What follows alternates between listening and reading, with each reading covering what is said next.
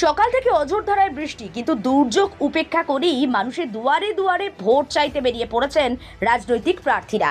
কারোর কাছে গিয়ে অভাব অভিযোগের কথা শুনছেন, কারোর কাছে আবার ভোট ভিক্ষে করছেন। হুগলির গোঘাট বিধানসভা ছবিটা তুলে ধরছি। বিজেপি প্রার্থী প্রশান্ত দিঘা সাত সকালে সাদা পাঞ্জাবি পরে ভোট চাইতে বেরিয়ে পড়েছেন।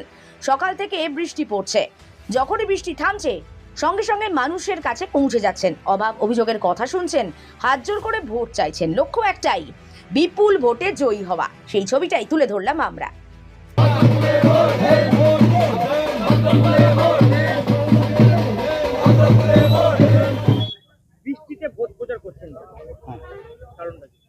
দেখুন, বৃষ্টি তো হবেই, এটা তো স্বাভাবিক।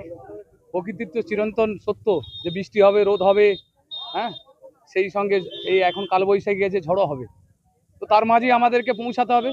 গোটা গোঘাটবাসীর যে ইচ্ছা আকাঙ্ক্ষা, তারা যে মনের যে তাদের বাসনা, যে তাদের যে অসমাপ্ত কাজ, সেইটা যে তুলে ধরছে আমাদের কাছে, আমাদেরকে পৌঁছাতে হবে তাদের কাছে। তারা কি বলতে যাচ্ছে, তাদের উপলব্ধিটা আমাকে দিতে হবে যে হ্যাঁ, তাদের কি উপলব্ধি আছে, তাদের কি কাজ হয়নি, কি করণীয় আমাদের। এই বিষয়ে এইটা পৌঁছাতে গেলে জল বৃষ্টি ঝড় কোনো সমস্যা নেই। আমি গ্রামের ছেলে, এমনি মাঠে ঘাটে কাজ করি, কোনো সমস্যা নেই ওই নিয়ে। না না, শরীর খারাপ হবে না, এত মানুষের আশীর্বাদ, এখানে শরীর খারাপ হবে না, দৃঢ় বিশ্বাস আছে। স্বয়ং উপরে আশীর্বাদ করছেন ভগবান। এ তো পুষ্প বৃষ্টি, এ শুধু তো বৃষ্টি নয়। আমাদের কর্মীরা বলছে দাদা আজকে পুষ্প বৃষ্টি হচ্ছে। আমি ঠিকই বলেছেন, এ তো ঈশ্বরের আশীর্বাদ। তো তারপরে গোঘাটবাসী, সমগ্র গোঘাটবাসীর আশীর্বাদ আছে মাথার উপরে, তাই শরীর খারাপ হবে না, কোনো সমস্যা নেই। আমি আছি মাঠে ময়দানে। গোঘাটের বিধায়ক ছিল দাদা। দাদা, গোঘাটের বিধায়ক বিজেপির 5 বছর ছিল। আপনি বলুন তো, 15 বছরে তৃণমূলের সরকার আছে। সরকার যে কাজগুলো করার, বিধায়কের তহবিলের যে কাজ, সে কাজ সম্পূর্ণ করেছেন। কিন্তু সরকারের যে কাজ করার কথা ছিল, হয়েছে? আপনি আজকে বালির রাস্তা হাঁটছেন, হাঁটতে পারছেন? আপনাকে পেছন দিকে শুধু তাকাতে হচ্ছে, রাস্তায় পড়ে যাবো নাকি, গর্তে আছে নাকি। তো এই তো পরিস্থিতি এরকম। কালীপুর থেকে বালিগঞ্জ আসতে আপনার 1.5 ঘন্টা সময় লাগছে। উন্নয়ন হয়েছে? হয়নি। আপনার গোটা বিস্তীর্ণ এলাকা, আমাদের সাউড়া থেকে আরম্ভ করে আপনার বালির একটা অংশ, লকুণ্ডর একটা অংশ, হাজিপুরের একটা অংশ, কামারপুকুরের একটা অংশ, এই অংশগুলো প্রচন্ড পরিমাণে বর্ষার সময় বন্যা হয়। বন্যার জন্য নির্দিষ্ট কোনো কিছু কাজ হয়েছে, পরিকল্পনা আছে?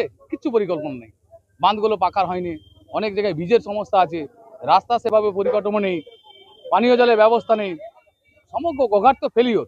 আজকে তৃণমূল কংগ্রেসের রাজত্বে 15 বছরে গোঘাটকে একটা বঞ্চিত বিধানসভায় পরিণত করে রেখেছে।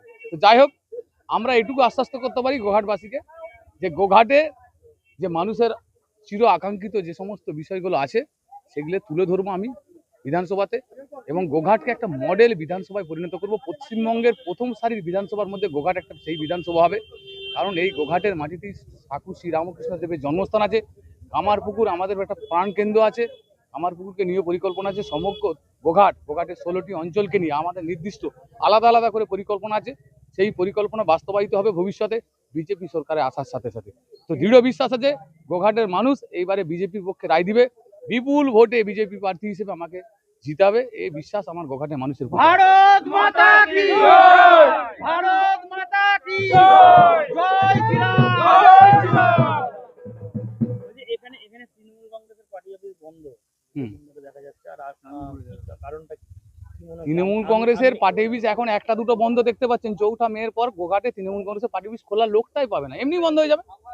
পার্টির যদি দলীয় কর্মী না থাকে, সমর্থক যদি না থাকে, পার্টি অফিসটা কে খুলবে? খুলতে গেলেও তো 5টা লোক লাগে না? ঝাড় দিতে গেলে একটা লোক লাগে, একটা লোক চাবি খুলতে লাগে, ঠিক আছে, একটা লোককে সারাদিন থাকার জন্য আর একটা লোক লাগে, এরকম করে 5টা লোক লাগে। সে 5টা লোকই থাকবে না, পার্টি অফিস কে খুলবে? অটোমেটিক বন্ধ হয়ে যাবে। 4ঠা মের পর তৃণমূল কংগ্রেস ভ্যানিশ হয়ে যাবে পশ্চিমবঙ্গ থেকে, কর্পূরের মতন উড়ে যাবে দেখবেন। শুধু দোকান নয়, আর ওনাদের নেত্রীরা এখন চেষ্টা করছেন, গোপনে গোপনে ভাবছেন যে কোথায় যে আশ্রয় নেবেন। ঠিক আছে, বাংলাদেশ যাবেন, নাকি অন্য কোনো আরব কান্ট্রির দিকে চলে যাবেন, নাকি মধ্যপ্রাচ্যের আলাদা কোনো আরো অন্য আদার্স যে দেশগুলো আছে, নাকি আপনার আফ্রিকার কোনো মহাদেশে যে কোনো দেশে যে আশ্রয় নেবেন, এইসব নিয়ে পরিকল্পনা করছেন। কোথায় পালিয়ে গেলে নিরাপদে নিশ্চিন্তে থাকতে পারবো। তো পিসি ভাইপো দুজনকে যেতে হবে, জেল ঢুকতে হবে।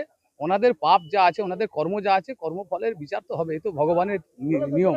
তো কিছু করার নাই, মানুষ আমরা তো নিমিত্ত মাত্র, যে আর কর্ম সে তার ফল ভোগ করবে। আরামবাগ মতিলাল টেলিশপ ও স্যামসাং সার্ভিস সেন্টার, অনলাইন বা যে কোনো দোকানের থেকে সস্তা। আপনাদের সকলের প্রিয় মতিলাল মোবাইল। তাই আজই আসুন।